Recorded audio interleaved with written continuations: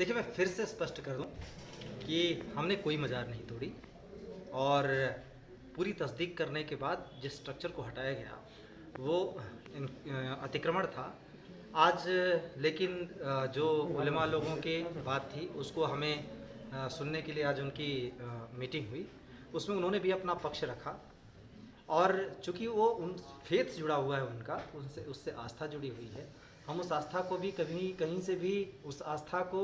का भी इंसल्ट नहीं करना चाहते या उसको डाउन नहीं करना चाहते। इसलिए एक जो उनके आग्रह पर हमने ये तय किया है कि वहाँ पर एक उसकी निशानदेही कर देंगे कि इसलिए कि उन लोगों ने कहा कि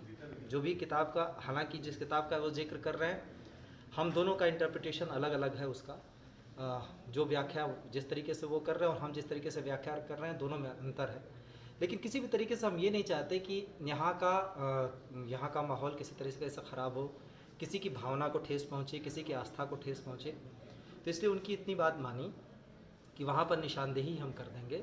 वहाँ पे एक जो एक कहते थे कि बुजुर्गवार देखते चले आए हैं कि एक चबूतरा जैसा बना था, उन लोगों ने कहा कि कम से कम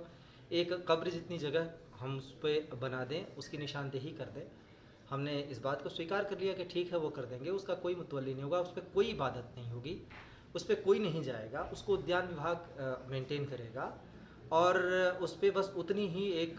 चीज़ रह जाएगी, उसके आगे कुछ भी उस पर नहीं होगा। और हमारा भी यही मानना था कि उस जगह को अगर कहीं से किसी की आस्था से जुड़ा हुआ है तो अगर गलत लोगों का बैठना उस जगह की तौहीन करना है, या जिस पीर की बात बता रहे हैं उस पीर की भी तौहीन करना। उस बात से वो भी सहमत थे कि अगर कोई किसी पीर की जगह बताई जाती है, उस जगह पे अगर गलत लोग बैठते हैं, गलत हरकतें करते हैं, तो उस पीर की भी तौहीन होती है और ये तौहीन दोबारा न हो।